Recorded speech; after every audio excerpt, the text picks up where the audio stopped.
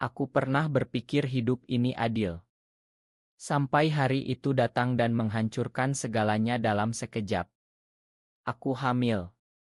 Dan ayah dari bayi ini adalah Raka Adiputra, ketua OSIS paling dingin, paling ditakuti, dan paling dibenci sekaligus dikagumi di Sma Bina Bangsa Denpasar.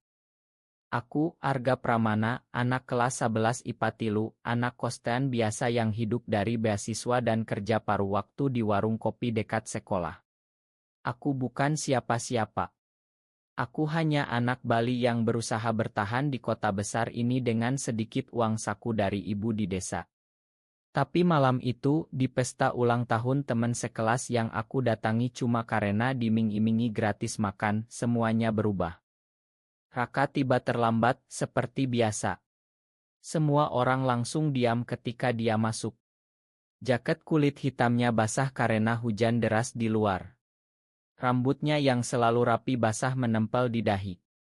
Matanya tajam menyapu ruangan dan entah kenapa pandangannya berhenti padaku. Hanya 1 detik. Tapi 1 detik itu cukup untuk membuat jantungku berhenti berdetak. Aku tidak tahu bagaimana caranya kami berdua akhirnya berada di kamar tamu rumah besar itu. Aku ingat aku mabuk. Aku ingat tangannya yang dingin menyentuh pipiku. Aku ingat suaranya yang rendah berbisik, "Kau terlalu polos untuk tempat seperti ini, Arga." Dan aku ingat aku menjawab, "Kalau begitu bawa aku pergi." Aku tidak pernah menyangka dia benar-benar melakukannya. Pagi harinya aku terbangun telanjang di ranjang asing, tubuhku sakit dan Raka sudah tidak ada. Hanya ada secarik kertas di atas meja. "Jangan bilang siapa-siapa. Ini tidak akan terulang." Aku menangis di kamar mandi orang lain, air mataku bercampur dengan air shower. Aku merasa kotor. Aku merasa bodoh. Tapi yang paling menyakitkan adalah aku tidak bisa membenci dia sepenuhnya. 2 bulan kemudian aku mulai mual setiap pagi. Aku pikir cuma stres. Sampai akhirnya aku membeli apat di apotek kecil dekat kosan. 2 garis. Aku duduk di lantai kamar mandi, memeluk lutut dan menangis tanpa suara. Aku hamil. Di usia 17 tahun. Di tubuh laki-laki. Di Bali, di Indonesia, di dunia yang tidak pernah siap menerima hal seperti ini. Aku tidak tahu harus melakukan apa. Aku tidak punya siapa-siapa untuk cerita. Ibu di desa akan patah hati. Teman-teman di sekolah pasti akan menjauh. Dan Raka aku bahkan tidak yakin dia akan percaya. Tapi aku harus bilang padanya. Karena ini juga anaknya. Hari itu hujan deras lagi. Aku menunggu Raka di parkiran sekolah setelah jam pelajaran selesai. Dia keluar terakhir seperti biasa, tas selempang di bahu, ekspresi wajah datar. Ketika melihat aku berdiri di bawah pohon beringin yang basah, dia berhenti sejenak. Apa suaranya dingin seperti biasa? Aku menelan ludah. Tangan gemetar memegang apak yang sudah aku bungkus plastik hitam. Aku hamil. Dia tertawa kecil. Bukan tawa gembira. Tawa sinis. Kau bercanda. Aku menggeleng. Air mata sudah jatuh bercampur hujan. Tes ini positif. 2 bulan lalu malam itu. Wajahnya berubah. Dari sinis menjadi kosong. Lalu marah. Kau bohong. Aku tidak bohong, suaraku pecah. Ini anakmu, Raka. Dia melangkah mendekat, menarik lenganku kasar sampai aku hampir jatuh. Matanya menatapku tajam. Jangan pernah bilang itu lagi di depan orang lain. Kau dengar? Aku mengangguk sambil menangis. Dia melepaskanku, berbalik, dan berjalan pergi tanpa sepatah kata pun. Malam itu aku tidur di kosan dengan perut kosong dan hati yang hancur. Aku tidak tahu apa yang akan terjadi besok. Tapi aku tahu satu hal, hidupku sudah tidak akan pernah sama lagi. Besoknya Raka menungguku di gerbang sekolah. Mobil hitamnya yang selalu diparkir di tempat khusus terlihat mencolok di antara motor-motor murid lain. Dia membuka pintu penumpang tanpa bicara. Aku masuk dengan kepala tertunduk. Dia membawaku ke sebuah kai kecil di daerah Sanur. Tempat sepi, hampir tidak ada pengunjung. Kami duduk di pojok, jauh dari jendela. Ceritakan semuanya, katanya tanpa ekspresi. Aku ceritakan. Dari malam itu, dari rasa mual, dari apat, dari ketakutanku. Aku tidak berani menatap matanya. Aku takut melihat kebencian di sana. Ketika aku selesai, dia diam sangat lama. Lalu dia berkata pelan, "Kau harus aborsi." Jantungku seperti ditusuk. Aku tidak bisa, bisikku. Ini anakku juga. Arga, suaranya mulai keras, kau tahu apa yang akan terjadi kalau orang tahu. Kau akan dikucilkan. Keluargamu akan malu. Sekolah akan mengeluarkanmu. Dan dia berhenti, mengepalkan tangan. Aku tidak bisa kehilangan segalanya hanya karena satu malam bodoh. Aku menangis lagi. Diam-diam, air mataku jatuh ke atas meja kayu. Jadi bagimu aku cuma kesalahan satu malam. Dia tidak menjawab. Tapi matanya menatap keluar jendela, menghindari pandanganku. Aku bangkit. Baiklah. Aku akan pergi. Aku akan urus sendiri anak ini.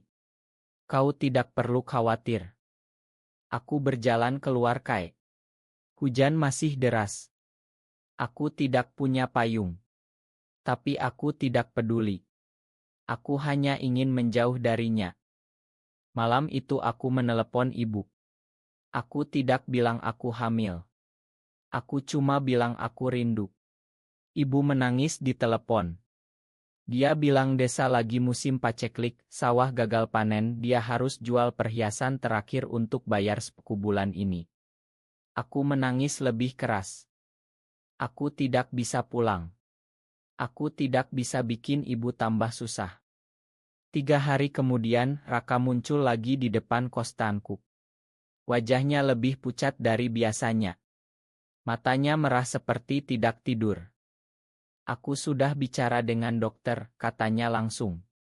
Ada klinik di Jakarta yang bisa tangani ini tanpa orang tahu. Aku akan bayar semuanya. Aku menatapnya dengan mata bengkak. Kau benar-benar mau aku membunuh anak kita? Dia menunduk. Ini demi kebaikan kita berdua. Aku tertawa getir. Kebaikanmu, maksudmu? Dia diam. Aku menutup pintu kosan di depan wajahnya. Aku tidak mau melihatnya lagi. Hari-hari berikutnya terasa seperti mimpi buruk. Aku mulai mual lebih parah. Aku sering pingsan di kelas. Guru-guru khawatir, tapi aku bilang cuma kurang tidur. Teman sekelas mulai curiga. Ada yang bisik-bisik tentang aku sering ke toilet. Suatu sore, ketika aku sedang membersihkan meja di warung kopi tempat aku bekerja, Raka muncul lagi. Kali ini dia tidak sendirian. Ada seorang pria paruh baya berjas rapi berdiri di belakangnya. Ini dokter pribadi keluargaku, kata Raka. Dia bisa memastikan kehamilanmu dan menanganinya dengan aman. Aku menatap dokter itu. Dia tersenyum ramah, tapi matanya dingin. Arga, mari kita bicara sebentar, kata dokter itu lembut. Aku menggeleng. Aku tidak mau.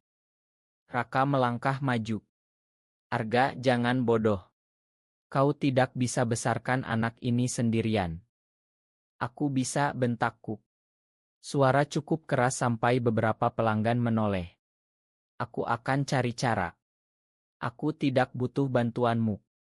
Raka menarik napas dalam. Kau tidak mengerti. Ini bukan cuma tentangmu. Ini tentang nama baik keluargaku. Ayahku anggota DPRD. Jika ini tersebar, karier politiknya hancur. Aku menatapnya dengan mata penuh air mata. Jadi aku dan anak ini cuma ancaman bagi karier ayahmu. Dia tidak menjawab. Malam itu aku kabur. Aku tidak bawa apa-apa kecuali tas kecil berisi baju ganti dan sedikit uang tabungan. Aku naik bus malam ke Gianyar, ke rumah tanteku yang sudah lama tidak aku temui. Tante Sari menyambutku dengan pelukan hangat. Dia tidak banyak tanya. Dia cuma bilang, "Kau kelihatan kurus sekali, Nak. Istirahat dulu." Aku menangis di pelukannya. Untuk pertama kalinya dalam 2 bulan, aku merasa ada orang yang peduli padaku. 2 minggu kemudian, aku mulai terbiasa dengan kehamilan. Perutku belum terlalu besar, tapi aku sudah merasakan gerakan kecil di dalam sana. Setiap kali merasakannya, aku menangis bahagia sekaligus takut. Aku bekerja di kebun bunga milik tante. Pekerjaan ringan hanya menyiram dan memetik bunga yang sudah layak jual. Tante Sari tahu aku hamil. Dia tidak menghakimi. Dia cuma bilang, "Siapapun ayahnya, ini anakmu. Kau harus kuat demi dia." Aku mulai belajar menerima. Aku mulai bicara dengan bayi di perutku setiap malam. Aku beri nama sementara, Kecil. Aku bilang padanya bahwa aku akan jadi ayah yang baik, meskipun aku tidak tahu caranya. Tapi ketenangan itu tidak bertahan lama. Suatu sore, mobil hitam yang terlalu mewah untuk daerah desa berhenti di depan rumah tante. Raka turun. Sendirian. Aku berdiri di teras, memegang sekop kecil untuk menyiangi rumput. Jantungku berdegup kencang. "Arga," panggilnya. Suaranya tidak lagi dingin. Ada getar di dalamnya. Aku tidak bergerak. Dia mendekat perlahan. "Aku mencarimu selama 2 minggu. Aku ke kostanmu, ke warung kopi, ke sekolah. Aku bahkan ke desa ibumu." Aku menunduk. "Kenapa kau cari aku? Bukankah kau ingin aku menghilang?" Dia berhenti di depanku. Jarak kami hanya 1 meter. Aku bisa melihat matanya yang merah, seperti habis menangis. "Aku salah," katanya pelan. "Aku takut. Aku takut kehilangan segalanya. Tapi ketika kau pergi aku baru sadar aku sudah kehilangan hal terpenting." Aku menatapnya. Tidak percaya. "Aku mencintaimu, Arga," bisiknya. Dari malam itu, aku cuma tidak berani mengakuinya. Air mataku jatuh lagi. "Kau bohong." Dia menggeleng. "Aku tidak bohong. Aku bodoh. Aku pengecut. Tapi aku di sini sekarang. Dan aku tidak akan pergi lagi." Dia berlutut di depanku. Di tanah berdebu depan rumah tante. Di depan tetangga yang mulai mengintip dari balik pagar. "Makan aku," katanya. "Inginkan aku bertanggung jawab. Inginkan aku menjadi ayah bagi anak kita." Aku menangis tersedu-sedu. Aku tidak tahu harus percaya atau tidak.